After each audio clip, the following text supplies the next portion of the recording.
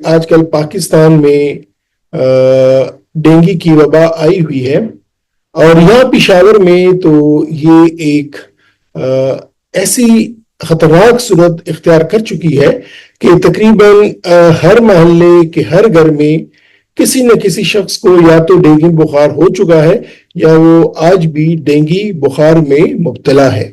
Dengue بخار کی عموماً 3 بڑی اقسام ہیں۔ ایک تو عام ڈینگی بخار جو کہ تقریباً آپ کے کسی رشتہ دار کو بھی خدا نخواستہ ہوا ہوگا یا آپ کے دوستوں کو ہوا ہوگا یا اللہ نہ کرے آپ کو شاید ہو چکا ہو۔ ایک دوسری جو اس کی سیویئر یا شدید قسم ہے وہ ہے ڈینگی ہیمریجک فیور۔ یہ کیا ہوتا ہے اس کو ہم چندی لمحوں میں جان لیں گے۔ اور اس کے علاوہ ایک تیسری قسم ہے وہ ہے ڈینگی شاک سنڈروم۔ تو عموماً 3 بڑے اقسام کی ڈینگی کی یعنی شدت کے لحاظ سے ان کے ٹائپس ہوتی ہیں، یہ عام فیور، ڈینگی ہیمریجک فیور اور ڈینگی شاک سنڈروم۔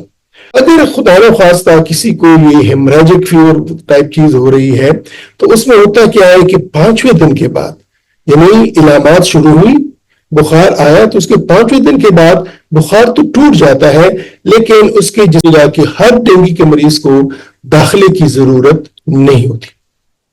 یعنی اگر آپ نے ڈینگی کی بیماری کی تشخیص ہوئی ہے تو یہ لازمی نہیں ہے کہ آپ ہاسپٹل میں داخل ہوں گے یا آپ کو آئی وی فلوئڈز ملنے چاہیے یا آپ کو انجیکشن لگانے چاہیے۔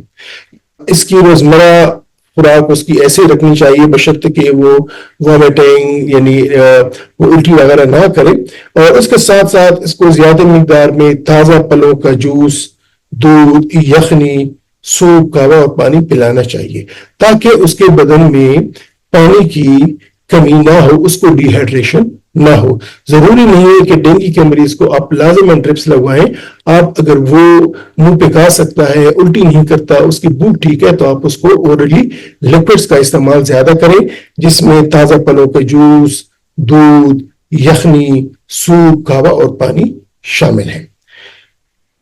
بخار کے لیے جب بھی گلی محلے میں یہ اسپرے کے لیے گاڑی آتی ہے، آپ نے دیکھا ہوگا گاڑی آ جاتی ہے، دھواں چھوڑتی ہے، تو اس وقت آپ اپنے گھروں کی کھڑکیاں اور دروازے کھول دیں تاکہ اسپرے کا اثر گھروں کے اندر تک پہنچ سکے۔ یہ بہت امپورٹنٹ ہے۔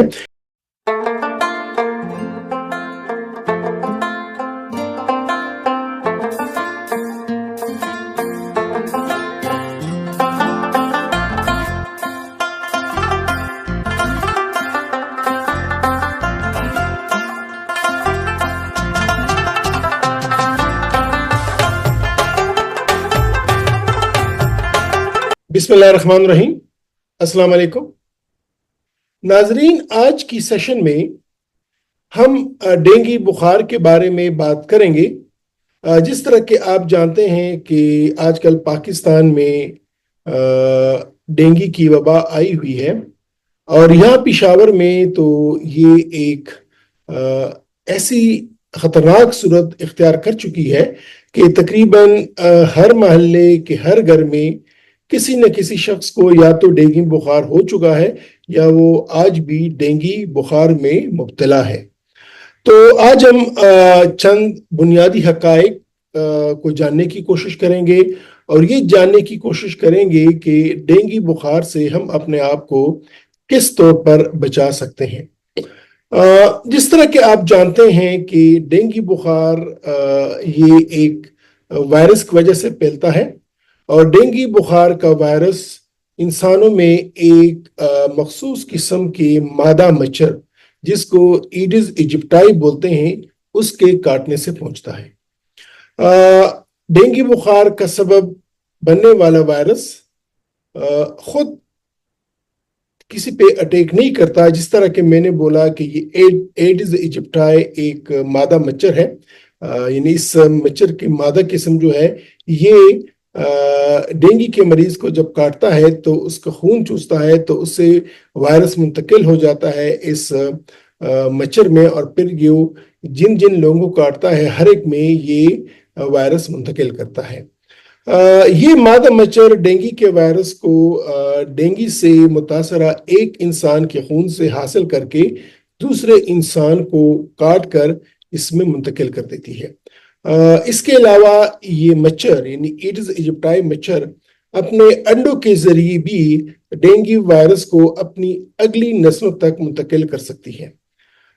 یعنی ڈینگی مچھر جس میں یہ ایڈز ایجپٹائی کا وائرس ہو، جب وہ انڈے دیتی ہے اور ان انڈوں سے جو مچھر پیدا ہوتے ہیں تو ان میں بھی یہ وائرس پایا جاتا ہے، اور جب وہ انڈوں سے پیدا ہونے والے مچھر اگر انہوں نے کسی مریض کو کاٹا بھی نہ ہو، پھر بھی ان کے خون میں یا ان کے لعاب میں یہ ڈینگی وائرس ہوتا ہے، اور جب وہ کسی اور کو کاٹتے ہیں، کسی نارمل شخص کو کاٹتے ہیں، تو اس میں یہ ڈینگی وائرس منتقل کر دیتے ہیں اور اس کو ڈینگی وائرس کا شکار کرا دیتے ہیں۔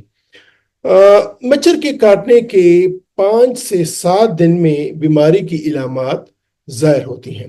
یعنی اگر آج مجھے ڈینگی مچھر نے یا ایڈز ایجپٹائی مچھر نے کاٹا ہے تو تقریباً 5 سے 7 دنوں بعد مجھ میں بخار کی علامات شروع ہو جائیں گی۔ ڈینگی بخار کی عموماً 3 بڑی اقسام ہیں۔ ایک تو عام ڈینگی بخار جو کہ تقریباً آپ کے کسی رشتہ دار کو بھی خدا نخواستہ ہوا ہوگا، یا آپ کے دوستوں کو ہوا ہوگا، یا اللہ نہ کرے آپ کو شاید ہو چکا ہو۔ ایک دوسری جو اس کی سیویئر یا شدید قسم ہے وہ ہے ڈینگی ہیمریجک فیور۔ یہ کیا ہوتا ہے اس کو ہم چندی لمحوں میں جان لیں گے۔ اور اس کے علاوہ ایک تیسری قسم ہے وہ ہے ڈینگی شاک سنڈروم۔ تو عموماً 3 بڑے اقسام کی ڈینگی کی یعنی شدت کے لحاظ سے ان کے ٹائپس ہوتی ہیں، یہ عام فیور، ڈینگی ہیمریجک فیور اور ڈینگی شاک سنڈروم۔ اب ڈینگی بخار کی علامات کیا ہیں، یا کس طرح آپ کو پتہ چلے گا کہ خدا نخواستہ آپ کو ڈینگی کی بیماری ہو چکی ہے؟ تو اس کے علامات میں تیز بخار، شدید بخار آتا ہے، جسم میں شدید درد، آنکھوں کے پیچھے شدید درد، جوڑوں اور پٹوں میں شدید درد، یعنی بدن ٹوٹتا ہے، درد سے ٹوٹتا ہے۔ وہ جو کہتے ہیں کہ انگ انگ میں درد ہوتا ہے، تو آپ کے باڈی کے تمام حصوں میں درد ہوتا ہے، خاص طور پہ آنکھوں کے پیچھے یہ مسلز، شولڈرز، کمر درد، انتہائی زیادہ درد ہوتا ہے، اور ساتھ میں تیز بخار آ جاتا ہے۔ اس کے علاوہ آپ کی بھوک چلی جاتی ہے، یعنی اس مریض کو بھوک نہیں لگتی، اس کو کھانے کو دل نہیں کرتا، اس کو متلی آتی ہے، اس کا دل خراب ہوتا ہے، اور وہ الٹی بھی کرتا ہے۔ اس کے علاوہ نزلہ زکام جیسے کیفیات بھی شامل ہوتی ہیں۔ تو جس طرح کے یہ کسی بھی وائرل بیماری میں جو فلو لائک سمٹمز ہوتے ہیں، پورے باڈی ایکسنٹ پینز ہوتے ہیں، بدن میں درد ہوتا ہے اور بدن گرم محسوس ہوتا ہے، اس میں یہ تمام علامات ہوتی ہیں، لیکن وہ شدید طور پہ ہوتی ہیں۔ اور یہ جب کسی شخص کو صحت مند شخص کو جب ایڈز ایجپٹائی کاٹتی ہے تو اس کاٹنے کے 5 سے 7 دنوں کے بعد یہ علامات شروع ہو جاتی ہیں۔ اس کے علاوہ جس طرح کہ میں نے کہا کہ یہ تو ایک جو نارمل یا کلاسیکل ڈینگی فیور ہے، یہ اس کی علامات ہوتی ہیں۔ عموماً اس میں پلیٹلیٹس یا خون کے جو جس کو عموماً سفید خون بولتا ہے، سفید خون وائٹ بلڈ سیلز ہوتے ہیں، لیکن عام فہم میں اس کو سفید خون کے ذرے کہے جاتے ہیں، وہ پلیٹلیٹس ہوتی ہیں۔ تو ان میں پلیٹلیٹس کی کمی آنا شروع ہو جاتی ہے، اور یہ جب ہم ڈاکٹر حضرات کے پاس ڈینگی کا مریض آتا ہے تو ہم ایک تو اس کے پلیٹلیٹس دیکھتے ہیں جو کہ مانیٹرنگ کرتے ہیں، ایک اس کے علاوہ ہم دیکھتے ہیں کہ اس کا وہ ہم اپنے طور پہ ڈاکٹر سمجھتے ہیں وہ ہیموگلوبن دیکھتے ہیں، اور اس کا MCC یا مین کارپسکولر ہیموگلوبن کنسنٹریشن بولتے ہیں، کیونکہ ڈینگی بخار میں عموماً ویسل سے فلوئڈ جو ہوتا ہے یا لکوڈ جو ہوتا ہے وہ ٹیشوز میں اوز کر جاتا ہے، تو ان میں ہیمو کنسنٹریشن ہوتی ہے۔ تو یہ ایک کنڈیشن ہوتی ہے کہ جس میں بہت زیادہ فلوئڈ دینا ہوتا ہے، کبھی کبھار آئی وی فلوئڈز ڈرپس کے ذریعے لکوڈز دیا جاتا ہے تاکہ اس کی ہیمو کنسنٹریشن ختم ہو جائے۔ تو عام قسم میں تو میں نے بولا کہ بخار، شدید درد، آنکھوں کے پیچھے درد، نزلہ زکام جیسی علامات، پورے باڈی میں درد، پوری جوڑوں میں درد، یہ ہوتا ہے۔ اگر خدا نخواستہ کسی کو یہ ہیمریجک فیور ٹائپ چیز ہو رہی ہے تو اس میں ہوتا کیا ہے کہ 5ویں دن کے بعد، یعنی علامات شروع ہوئی، بخار آیا، تو اس کے 5ویں دن کے بعد بخار تو ٹوٹ جاتا ہے، لیکن اس کے جسم پہ سرخ دھبے نمودار ہو جاتے ہیں۔ سرخ دبے نمودار ہو جاتے ہیں جو پلیٹلیٹ کی سیویئر کمی کی وجہ سے ہوتے ہیں۔ اس کے علاوہ اس کے ناک سے، مسوڑوں سے اور جسم کے دیگر اعضاء سے بھی خون آنا شروع ہو سکتا ہے۔ اس کا پخانہ کالے رنگ کا ہو جاتا ہے اور اس کو بار بار الٹیاں آتی ہیں۔ تو اگر خدا نخواستہ کسی شخص کو ڈینگی فیور ہے اور اس کی تشخیص ڈینگی ہوئی ہے اور بخار کے 5ویں دن بعد بخار ٹوٹ جاتا ہے، لیکن اس کے باڈی پہ سرخ رنگ کے دبے شروع ہو جاتے ہیں، اس کی نکسیر ٹوٹ پڑتی ہے، اس کے مسوڑے سے خون آتا ہے، اس کا پخانہ کالا ہو جاتا ہے، تو یہ ایک الارم سمٹمز ہے اور اس کو فوری طور پہ ڈاکٹر کے پاس لے جانا چاہیے، ہاسپٹل لے جانا چاہیے۔ کبھی کبھار ایسا ہوتا ہے کہ کسی کو بخار ہوتا ہے اور وہ کہہ لیتے ہیں کہ بس ایسے مجھے زکام فلو ہے، لیکن بخار کے 5ویں 6 دن بعد جب یہ اس کے خون کے دبے خون آنا شروع ہو جاتا ہے، جسم پہ سرخ دبے آتے ہیں، جب وہ ہمارے پاس آتے ہیں اور ہم ٹیسٹ کرتے ہیں تو وہ ڈینگی کنفرم ہو جاتا ہے۔ تو یہ آپ کو معلوم ہونا چاہیے۔ یہ ایک خوش آئند بات ہے کہ آج کل کے طبی ترقی اور جدید طریقہ علاج کی وجہ سے ڈینگی بخار سے اموات کی شرح 1% سے بھی کم ہے۔ یعنی اس سے اب پہلے جب یہ ڈینگی آیا شروع ہوا، ہمیں یاد ہے آج سے 8-9-10 سال پہلے جب یہ جب یہ لاہور میں شروع ہو گیا تھا اور وہاں پہ بہت زیادہ اموات ہونی شروع ہو گئی تھی۔ اس کے بعد جب وہ پھیل گیا تھا باقی صوبوں میں بھی، جب ہمارے صوبے میں آ گیا تھا، ہمارے ہاسپٹل میں ہم نے اس کے لیے وارڈ مخصوص کیے تھے، اور وہ بالکل ہی جب وہاں پہ مریض آتا تھا تو ہم بڑے خوف ہوتا تھا کہ بس یہ مریض تو بس اللہ نہ کرے بس یہ ختم ہونے والے، مرنے والے۔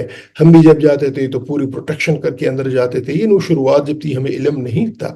اب ڈینگی کا مریض الحمدللہ اب خطرے سے باہر رہتا ہے، بشرطے کہ ود ان ٹائم آپ ڈاکٹر کے پاس جائیں، اس کو ہاسپٹل لے جائیں، وہاں اس کی سیویرٹی دیکھ لی جائے اور دیکھا جائے کہ اس کو انڈور کی ضرورت پڑتی ہے کہ نہیں پڑتی۔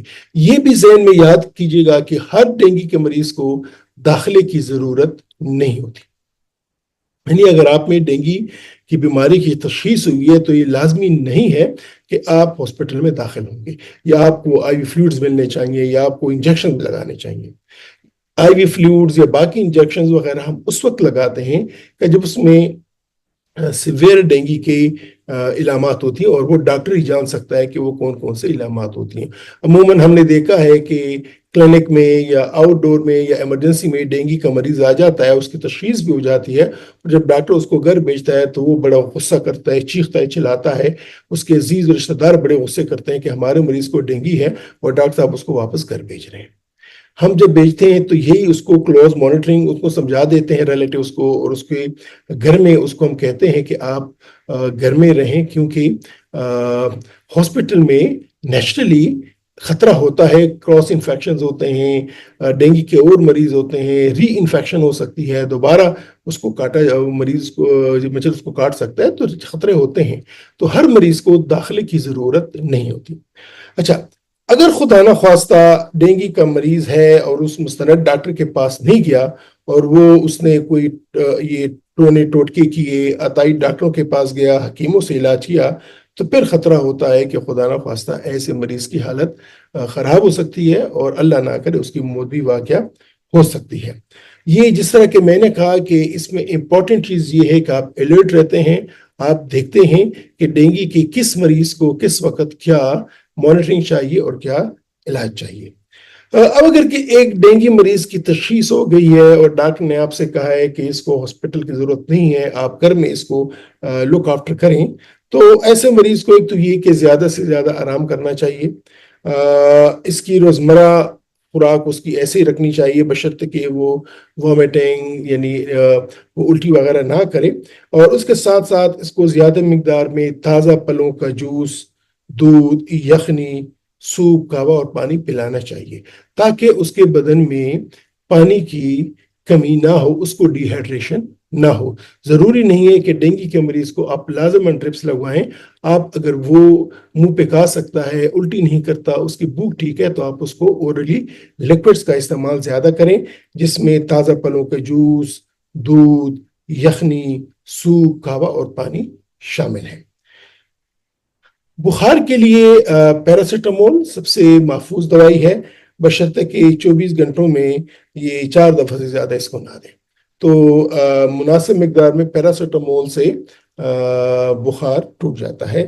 اس کو پر سے اینٹی بائیوٹکس کی ضرورت نہیں ہوتی ہے. ایسے مریض کو درد کے لیے، بخار کے لیے اسپرین نہ دیں، بروفین کی گولیاں نہ دیں، وورن یا ڈکلوفینیک کی گولیاں نہ دیں، اور باقی درد کی گولیاں نہ دیں، کیونکہ اس سے خدا نخواستہ مریض کو مسئلہ ہو سکتا ہے. تو یہ تو امپورٹنٹ بات ہے. دوسری بات جو میں بتانا چاہوں گا یا جس پہ میں زور دینا چاہوں گا وہ یہ ہے کہ اگر مریض میں یہ علامات ظاہر ہوں کہ اس کو بخار کے 5ویں یا 7ویں دن جلد پر سرخ دھبے نمودار ہو گئے، اس کے ناک، مسوڑوں سے، جسم کے کسی اور حصے سے خون آنا شروع ہو گیا، اس کے پیٹ میں شدید درد ہے، وہ بار بار اس کو الٹی آ رہی ہے، اس کا پخانہ کالا ہو گیا ہے، یا اس پہ غنود کی تاری چاہ گئی ہے، وہ بس سو رہا ہے، یا لگاتار اس کو بہت سیویئر ایکس اینڈ پینز ہیں، یا اس کو سانس لینے میں دشواری ہو رہی ہے. ہم نے یہ بھی دیکھا ہے کہ آج کل یہ ڈینگی سے وہ یرکان بھی ہو جاتا ہے جس کو ڈینگی ہیپاٹائٹس بولتے ہیں. تو اگر اس کی رنگت پیلی ہو گئی ہے، اس میں پیلیا ظاہر ہو گیا ہے، اور اس کو بدن میں بدن پوری طرح سرد ہو گیا ہے، تو ایسے بھی مریضوں کا خیال ہو سکتا ہے کہ شاید اس کا بی پی بلڈ پریشر کم ہو گیا ہے، اس کو ہیپاٹائٹس، ڈینگی ہیپاٹائٹس ہو گیا ہے. تو ایسے مریضوں کو آپ لازماً ڈاکٹر کے پاس لے کے جائیں یا ہاسپٹل لے کے جائیں تاکہ اس کی پراپر اسسمنٹ ہو جائے، اور اگر ضرورت پڑے اس کو ایڈمٹ کیا جا سکے. ڈینگی بیماری کی تشخیص کیسی ہوتی ہے؟ سب سے پہلے تو یہی ہے کہ وہی کسی بھی شخص کو بخار وغیرہ شروع ہو جاتا ہے، بدن ٹوٹتا ہے، یہ جس طرح جو میں نے علامات بولیں. اس کے بعد ہم وہ خون کا ٹیسٹ کرتے ہیں. 2 طرح کے ٹیسٹ ہوتے ہیں، ایک میں جس سے پتہ چلتا ہے کہ ڈینگی ہے کہ نہیں ہے، اس میں ڈینگی سیرولوجی اس کو بولتے ہیں، NS1 ایک اس کا کمپوننٹ ہے، وہ پازیٹیو آ جاتا ہے، IgG اینٹی باڈیز کرتے ہیں. اس میں سے جب وہ پازیٹیو آتا ہے تو تشخیص کنفرم ہو جاتی ہے کہ یہ ڈینگی ہے. ہم نے یہ بھی دیکھا ہے کہ ڈینگی بخار میں عموماً سیرولوجی کبھی کبھار نیگیٹو آتی ہے، لیکن جب ہم کلینکل پکچر دیتے ہیں تو ہم ڈینگی کی تشخیص کر دیتے ہیں. اور اس کی سیویرٹی کے لیے یا اس میں وہ پلیٹلیٹس دیکھنے کے لیے ہم اس کا کمپلیٹ بلڈ کاؤنٹ کرتے ہیں. اس میں ہیموگلوبن دیکھتے ہیں، TLC دیکھتے ہیں، وہ جو ہیموگلوبن کانسنٹریشنز وہ دیکھتے ہیں، اور پلیٹلیٹ دیکھتے ہیں، اور پھر اس پلیٹلیٹس کو ہم مانیٹر کرتے ہیں. اس کے علاوہ اور بھی ٹیسٹ کیے جاتے ہیں جس میں الیکٹرولائٹس ہوتی ہیں، سوڈیم، پوٹاشیم کلورائڈ، اس میں یوریا اور کریٹ ہوتی ہیں، کڈنی کے فنکشنز، اس میں شوگر کا ٹیسٹ RBS کیا جاتا ہے، اس میں سرم بلیروبین ALT کی جاتی ہے، CRP دیکھتے ہیں کہ انفیکشن ہے نہیں ہے. تو یہ کچھ ٹیسٹ کیے جاتے ہیں، لیکن بنیادی طور پہ اس کی تشخیص کے لیے ڈینگی سیرولوجی کا ٹیسٹ کیا جاتا ہے. PCR کا ٹیسٹ شاذ و نادر ہوتا ہے، لیکن سیرولوجی پہ ہم زیادہ اکتفا کرتے ہیں، اور ساتھ میں ہم کمپلیٹ بلڈ پکچر کرتے ہیں. اب یہ تو ہو گئی کہ ڈینگی کی بیماری میں علامات کیا ہیں، اس کی تشخیص کیسے ممکن ہے، اس کی اقسام کیا ہیں، کس مریض کو کیا علاج چاہیے، اور کس وقت ڈینگی کے مریض کو داخلے کی ضرورت پڑتی ہے اور اس کو داخل کرنا چاہیے. کس مریض کو داخل کی ضرورت ہے، کس کو داخل کی ضرورت نہیں ہے، یہ فیصلہ آپ کا معالج، آپ کا ڈاکٹر کرے گا. آپ اپنے طور پہ سٹریس نہ کریں. اگر آپ کے مریض کو داخل کی ضرورت ہے تو ڈاکٹر لازم داخل کرے گا، اور اگر اس کو داخلے کی ضرورت نہیں ہے اور اس وقت گھر پہ اس کی آبزرویشن علاج ہو سکتا ہے تو وہ آپ کو کہے گا کہ آپ اس کا گھر پہ علاج کریں. تو اس بات پہ ڈاکٹر کے ساتھ جھگڑے کرنے کی ضرورت نہیں ہے، ہاسپٹل میں شور مچانے کی ضرورت نہیں ہے. جو پروٹوکالز ہوتے ہیں، اگر آپ اس پروٹوکالز کو فالو کرتے ہیں تو تب بھی آپ کے مریض کو اس کا فائدہ پہنچ سکتا ہے. اب یہ بات کہ ڈینگی بخار سے کیسا بچا جائے، کیونکہ اگر جیسے جیسے وہ جو انفیکشن پول بڑھتا ہے، مریضوں کی تعداد بڑھتی ہے، ایسے ہی ایسے ڈینگی بیماری سے آپ کو یعنی ڈینگی کی بیماری ہونے کا خطرہ پڑتا ہے. تو اس خطرے سے اپنے آپ کو کیسے بچائیں، ڈینگی بخار سے بچاؤ کے لیے کیا طریقے ہیں. اس میں ایک تو یہ ہے کہ آپ کو یہ معلوم ہونا چاہیے کہ ڈینگی کا مچھر دن کے اوقات میں اور خصوصی طور پر طلوع آفتاب اور غروب آفتاب کے وقت کاٹتا ہے، یعنی ارلی مارننگ، اور جس وقت یہ عصر کے وقت سورج ڈھلتا ہے تب یہ عموماً یہ ٹائم ہوتا ہے کہ جس میں یہ انسان کو کاٹتا ہے. اور کیونکہ اس وقت اس کو خوراک کی ضرورت ہوتی ہے تو وہ آتا ہے، اٹیک کرتا ہے اور خون چوستا ہے اور اپنی خوراک ڈھونڈتا ہے. مچھر کے کاٹنے سے محفوظ رکھنے کے لیے پوری آستینوں والی قمیض اور لمبی شلوار یا پتلون پہنے جو ٹخنوں تک یہ ڈھانپ سکے۔ یہ ڈینگی کا مچھر بہت ہائی فلائی نہیں کر سکتا، تو عموماً یہ جہاں پہ جو لو ایسٹ ایریاز ہے، آپ کے ٹخنے ہیں یا ٹانگیں ہیں، یا زیادہ سے زیادہ چل جاتے ہیں تو آپ کے ہاتھوں پہ آپ کو کاٹتا ہے۔ تو اس وجہ سے یہ جگہ آپ کی کورڈ ہونی چاہیے، اور اس پہ آپ کو یہ ماسکیٹو ریپیلنٹس کے لوشن وغیرہ لگانے چاہیے۔ مچھر بھگانے کے تمام طریقے، مثلاً جو سلگنے والی کوائلز ہوتی ہیں، میٹ ہوتی ہیں، یا مچھر کش سپرے ہے، لوشن یا تیل، یہ لازمی استعمال کریں۔ یہ ان کا استعمال آپ لازمی طور پہ کریں۔ مچھردانی کا استعمال خاص طور سے ڈینگی افراد، چھوٹے بچے اور حاملہ خواتین، بزرگ اور معذور افراد، اور مختلف بیماریاں جس میں دل کی بیماریاں، گردے، جگر اور ذیابیطس کے مریض ہیں، وہ کریں۔ یعنی ایک تو اگر کسی کو ڈینگی کی تشخیص ہوئی ہے تو اس کو مچھردانی میں رکھنا چاہیے، اس لیے کہ تاکہ مچھر آ کے یہ ایڈز ایجپٹائی مچھر آ کے اس کو کاٹ نہ سکے، کیونکہ وہ تو بیمار ہے، لیکن اگر وہ اس کو کاٹے گا تو اس کا وائرس اس ماسکیٹو یا اس مچھر کے ذریعے کسی نارمل شخص تک پہنچ جائے گا اور وہ بیماری بڑھے گی۔ ایک تو ان کو تو لازماً آپ مچھردانی میں رکھیں۔ اس کے علاوہ جو ہیلدی لوگ ہیں، اس میں چھوٹے بچے ہیں، نوزائیدہ بچے ہیں، یا عمر رسیدہ لوگ ہیں، یا جن کو کرونک ڈیزیزز ہیں، دل کی بیماریاں، شوگر کی بیماریاں، سروسس، جن میں امیونٹی کم ہوتی ہے، ان کو بھی ان سے بچانا چاہیے، اور ان کو بھی مچھردانی میں سونا چاہیے۔ یہ بڑی امپورٹنٹ بات ہے۔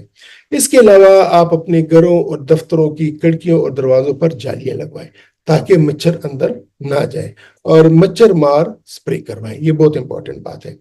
جب بھی گلی محلے میں یہ سپرے کے لیے گاڑی آتی ہے، آپ نے دیکھا ہوگا گاڑی آ جاتی ہے، دھواں چھوڑتی ہے، تو اس وقت آپ اپنے گھروں کی کھڑکیاں اور دروازے کھول دیں تاکہ سپرے کا اثر گھروں کے اندر تک پہنچ سکے۔ یہ بہت امپورٹنٹ ہے۔ عموماً یہ حکومت کرتی ہے کہ وہ گاڑیاں پھرتی ہیں اور دھواں چھوڑتی ہیں۔ جب وہ دھواں چھوڑتی ہیں تو آپ اس کو دھوئیں کو گھر کے اندر آنے دیں تاکہ فیمیگیشن ہو جائے۔ جدید تحقیق کے ذریعے یہ معلوم ہوا ہے کہ ڈینگی بیماری پر قابو پانے کے لیے ڈینگی مچھروں کا خاتمہ کرنا ضروری ہے۔ ڈینگی مچھر یعنی ایڈز ایجپٹائی مچھر کا خاتمہ کرنا ضروری ہے۔ اس لیے یہ جاننا انتہائی ضروری ہے کہ یہ مچھر کہاں اور کیسے نشو و نما پاتے ہیں۔ آپ کو یہ جان کر حیرت ہوگی کہ یہ مچھر آپ کے گھروں کے اندر تاریک اور ٹھنڈی جگہوں میں رہتے ہیں۔ گھروں سے باہر یہ ان جگہوں پہ رہتا ہے جہاں نمی ہو، تاریکی ہو اور ٹھنڈ ہو۔ یہ مچھر جمع شدہ اور صاف پانی میں افزائش پاتے ہیں۔ یہ گھروں کے ارد گرد کچرے کے ڈھیروں میں بھی افزائش پا سکتے ہیں۔ مادہ مچھر گھروں میں، اسکولوں میں، مدرسوں میں، مسجد وغیرہ میں رکھے پانی کے برتنوں، بالٹیوں، ٹینکیوں، گھڑوں وغیرہ میں انڈے دیتی ہے، جن سے موافق حالات میں 10 دن میں مچھر نکل آتے ہیں۔ جس طرح کہ میں نے بولا کہ ڈینگی مچھروں کی پسندیدہ جگہوں میں ڈرم، بالٹیاں، برتن، گملے، ٹینکیاں، واٹر کولر، روم کولر، استعمال شدہ بوتلیں، شاپنگ بیگز، پرانے استعمال شدہ ٹائر، الغرض وہ تمام جگہیں جہاں پانی کچھ عرصے کے لیے جمع ہو سکتا ہے، وہ جگہ شامل ہے جہاں پہ یہ مچھر ان کو لائک کرتی ہے، یہ ان کو اپنے گھر کے طور پہ استعمال کرتی ہیں۔ لہٰذا ان جگہوں کی خصوصی نگرانی اور صفائی ضروری ہے۔ اس کے علاوہ جب استعمال میں نہ ہو تو روم کولر وغیرہ سے پانی خارج کر کے اس کو خشک کر دیں۔ اسی طرح پانی کے برتن، بالٹی، ڈرم، ٹینکی اور دوسرے برتنوں کو ہمیشہ ڈھانپ کر رکھیں۔ گملوں اور کیاریوں میں پانی کڑا نہ ہونے دیں۔ اس کے علاوہ جانوروں اور پرندوں کے برتن کہ پانی کے جو برتن ہیں جس میں آپ ان کو پانی دیتے ہیں، ان کا پانی روزانہ تبدیل کریں، کیونکہ اگر اس میں انڈے ہوں تو وہ ضائع ہو جائیں گے، تلف ہو جائیں گے۔ نالیوں وغیرہ کی صفائی کا خاص خیال رکھیں، اور کوئی بھی بندش فوراً دور کریں۔ نالیوں میں پانی کڑا نہیں ہونا چاہیے، یہ بہت امپورٹنٹ بات ہے۔ اس کے علاوہ جو حکومت جو سپرے کرتی ہے یا باقی جو طریقے اختیار کرتی ہے، لازماً ان کے ساتھ تعاون کریں، اور یہ ضروری ہے کہ اپنے آپ کو اپنے پیاروں کی صحت کی خاطر اپنی مدد آپ کے تحت بھی آپ اپنے گھروں میں، محلوں میں، گلیوں میں، اسکولوں میں صفائی یقینی بنائیں، یہ نہ چھوڑیں کہ گورنمنٹ آئے گی وہ کرے گی، یہ آپ کا بھی کام ہے اور میرا بھی کام ہے۔ اور اگر یہ طریقے ہم اختیار کریں گے تو ان طریقوں سے ہم لازماً ڈینگی بیماری سے اپنے آپ کو بھی بچا سکتے ہیں، اپنے پیاروں کو بھی بچا سکتے ہیں اور اپنے معاشرے کو بھی بچا سکتے ہیں۔ تو ناظرین، آج کے اس محفل میں ہم نے جانا کہ ڈینگی بخار کیا ہوتا ہے۔ ڈینگی بخار ایک وائرس کی بیماری ہے۔ یہ کیسے پھیلتا ہے؟ یہ ایڈز ایجپٹائی کے جو مادہ مچھر ہے اس سے پھیلتا ہے۔ اس کی اقسام کیا ہیں؟ 3 بڑی اقسام ہیں: عام کلاسیکل فیور، اس کے علاوہ ہیمریجک فیور، اور اس کے علاوہ یہ شاک سنڈروم۔ اور عموماً جو اس میں جب بخار کی علامات ظاہر ہوتی ہیں، بخار ہوتا ہے، بدن ٹوٹتا ہے، تو اس کے 5ویں 6 دن اگر خدا نہ خواستہ جسم پہ سرخ دھبے آنا شروع ہو جائیں تو یہ ایک شدید ڈینگی بیماری کی علامت ہوتی ہے۔ جب بھی کسی صحت مند شخص کو ڈینگی مچھر کاٹتا ہے تو اسے 5 سے 7 دنوں بعد ڈینگی بیماری کی علامات شروع ہو جاتی ہیں۔ اس کی تشخیص ہم کیسے کر سکتے ہیں؟ جب بخار ہوتا ہے تو اس میں خون کا ٹیسٹ کیا جاتا ہے، سیرولوجی کا ٹیسٹ کیا جاتا ہے، کچھ اور بلڈ کے ٹیسٹ کیے جاتے ہیں، اور اس سے کنفرم ہو جاتا ہے کہ کسی شخص کو ڈینگی کی بیماری ہے کہ نہیں ہے۔ ہر ڈینگی کے مریض کو داخلے کی ضرورت نہیں پڑتی۔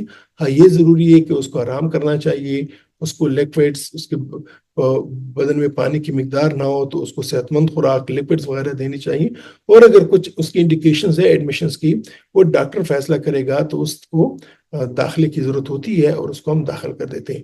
لیکن سب سے بڑی بات، سب سے اہم بات یہ ہے کہ ہمیں ڈینگی سے اپنے آپ کو بچانا ہے، اپنے رشتہ داروں کو بچانا ہے، اپنے کمیونٹی کو بچانا ہے، اور اس کے طریقے میں نے آپ کو بتا دیے کہ وہ ہم کیا کیا طریقے کر سکتے ہیں کہ ان طریقوں سے ہم اپنے آپ کو، اپنے عزیزوں کو، اپنے رشتہ داروں کو، اپنے ارد گرد کے لوگوں کو اور اپنی سوسائٹی کو ڈینگی سے بچا سکتے ہیں۔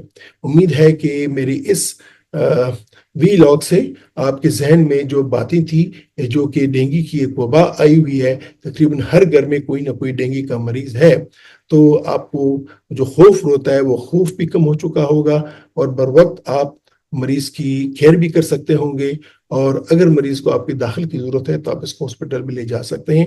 لیکن میں پھر کہتا ہوں کہ ہر ڈینگی کے مریض کو اسپتال میں داخلے کی ضرورت نہیں ہوتی ہے، اور یہ کہ گھر میں عموماً جو، اور ہر ڈینگی کا مریض وہ شدید صورت بھی اختیار نہیں کرتا، بلکہ کبھی کبھار تو ڈینگی کی بیماری آ جاتی ہے، چلی جاتی ہے، اور کسی نے محسوس بھی نہیں کیا ہوتا۔ اور یہ بھی کہ الحمدللہ ڈینگی کی بیماری سے شرح اموات اب 1% سے بھی کم پہ چلی گئی ہے، اور ہم بہت ہی شاذ و نادر دیکھتے ہیں کہ ڈینگی کی بیماری سے خدا نہ خواستہ کسی کی موت واقعہ ہوئی ہو۔ تو میں اختتام کروں گا اس دعا کے ساتھ کہ اللہ آپ کو، آپ کے رشتہ داروں کو، آپ کے ارد گرد کے لوگوں کو اس ڈینگی اور اس طرح اور دوسری مزید بیماریوں سے بچائے رکھے، اور اللہ ہمیں ہمت دے، اور اللہ ہمیں ہدایت دے، اور اللہ ہمیں عقل دے کہ ہم ان موذی بیماریوں سے اپنے آپ کو بھی بچائیں، اور اپنے رشتہ داروں کو بھی بچائیں، ارد گرد کے لوگوں کو بھی بچائیں، اور اپنے معاشرے کو بھی بچائیں۔ اجازت چاہتا ہوں، اپنا خیال رکھیے گا۔ خدا حافظ۔